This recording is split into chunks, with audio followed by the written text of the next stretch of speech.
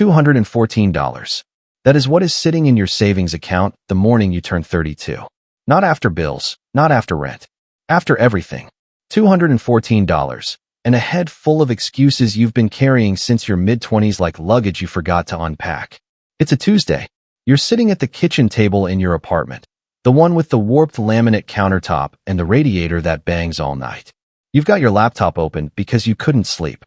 Not because of the radiator, but because of the number. You built this spreadsheet 6 months ago in a weekend of panic, and then you closed it because what it showed you was simply too uncomfortable to sit with. But tonight, you open it again. Your income, $68,000 for $100 a year. That sounds fine until you map it out. $5,700 a month before taxes becomes $3,940 net.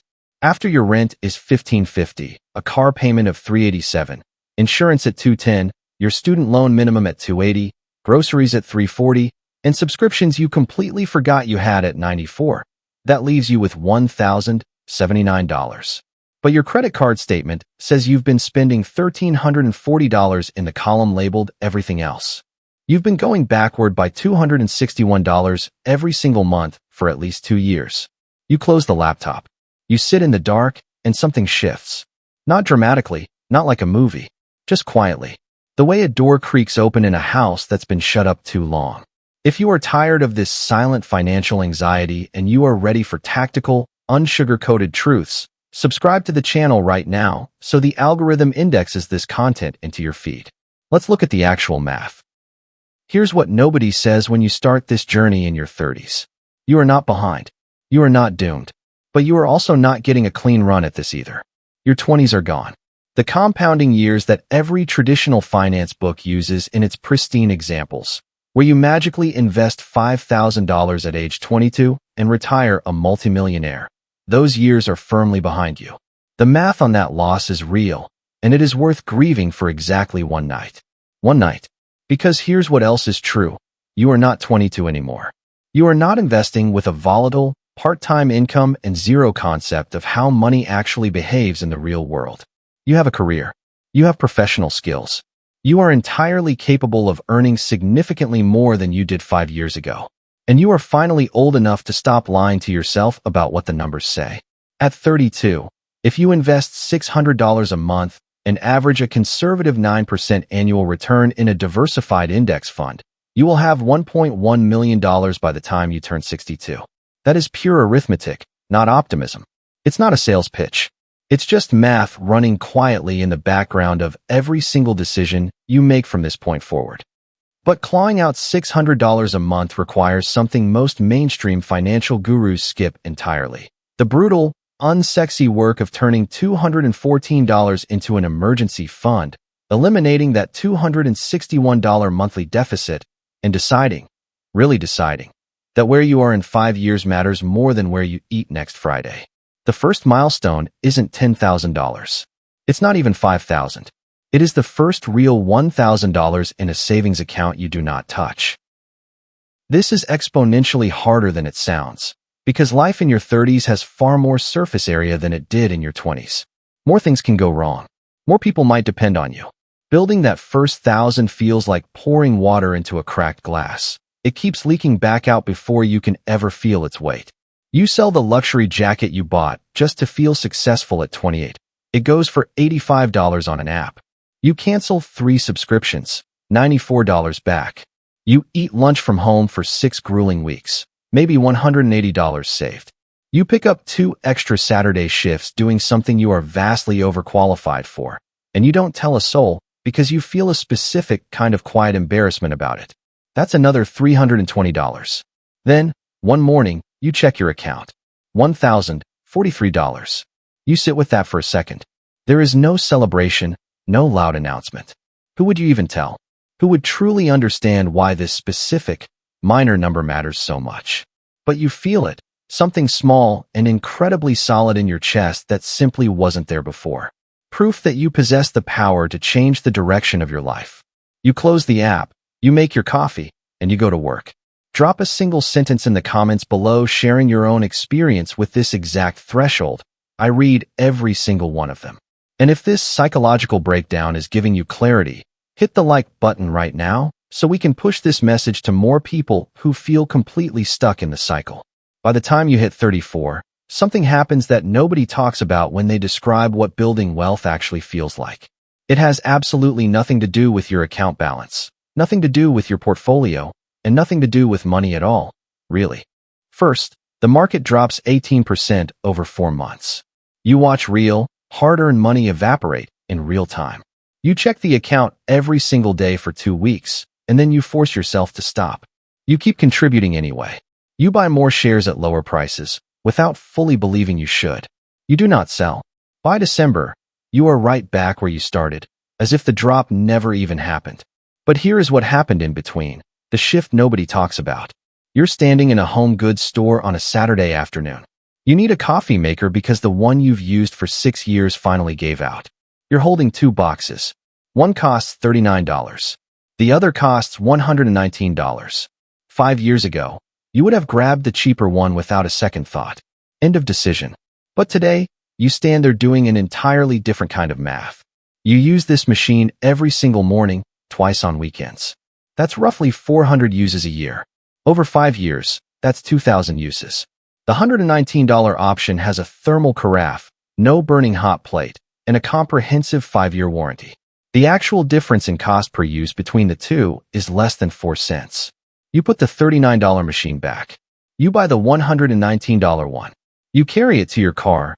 You sit there in the parking lot, and you realize something quietly significant. You are no longer making decisions in a short-sighted, 30-day frame. You are instinctively thinking in years. Not as a forced discipline, not as something you are painfully restricting yourself to do, but as an instinct that has grown in without you even noticing it. That is the invisible wiring change that occurs when you respect your capital. And that mental shift is worth far more than almost any generic tactic you will ever read in a mainstream finance book. At 35, your wealth building becomes a mechanical routine. You've automated $400 a month into a Roth IRA and another $200 into a high-yield savings account. You don't see this money.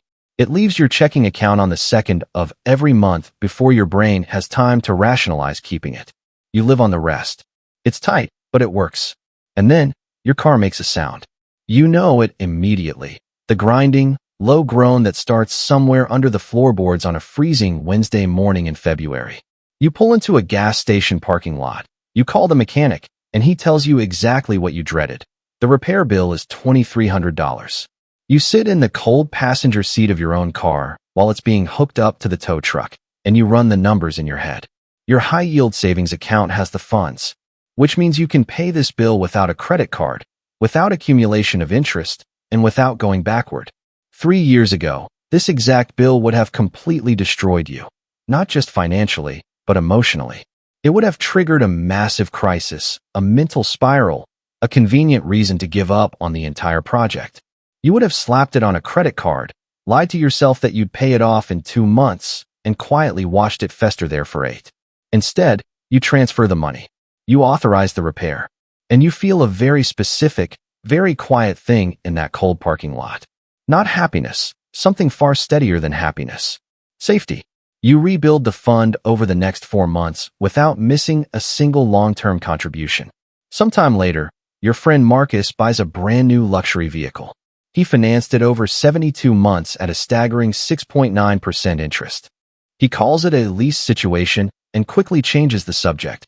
But you've done enough math to know exactly what that car costs every month in relation to his actual salary.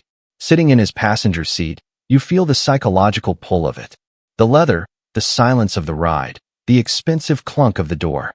A voice inside you quietly whispers, "You've been so disciplined. You've given up so much. Doesn't that entitle you to something?" You notice that voice. You don't argue with it, and you don't shame yourself for having it. You just let it pass. Because you've learned the ultimate rule of desire. Desire isn't the enemy. Desire on a reckless schedule is. A $62,000 car under those terms is over $77,000 total dollars paid for an asset worth less than half that by the time the payments finally stop. You get out of his car, you walk over to your modest, reliable sedan, and you feel absolute clarity. The peace of knowing exactly what you are building and why. The defining moment of your path arrives when your mother calls you on a Sunday evening. Her voice sounds careful, rehearsed. The roof on her house has been leaking for months, and a contractor just quoted her $6,000 for an emergency repair. She doesn't know what to do, and she is deeply sorry to ask you. You tell her not to be sorry. You tell her you will take care of it. You hang up, and you realize that 5 years ago, helping her would have meant crippling debt. It would have meant a quiet shame spiral about being a grown adult who couldn't absorb an emergency without collapsing. This time, you just transfer the money the following afternoon. You don't touch your investments, you don't go into debt, and you don't lose a single minute of sleep. That right there is the exact moment you finally understand what building wealth is actually for. It is not a numbers game. It is the absolute ability to show up for the people you love without it costing you your own stability. It is pure capacity. By the time you wake up on your 40th birthday, you check your portfolio. It sits at just over $200,000. You are not a multimillionaire, and you are not financially free in the way the internet loudly defines it. But you are 40 years old with $200,000 in real, working, liquid wealth built entirely from a deficit.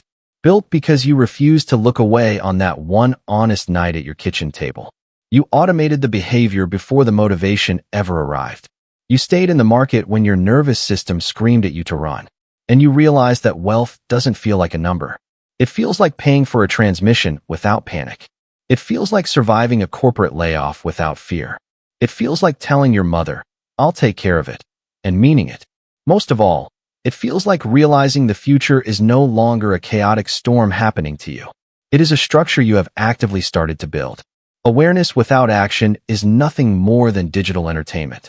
Make exactly one decision today to restructure your paycheck routine. Real finance. No noise. No performance. Let's build.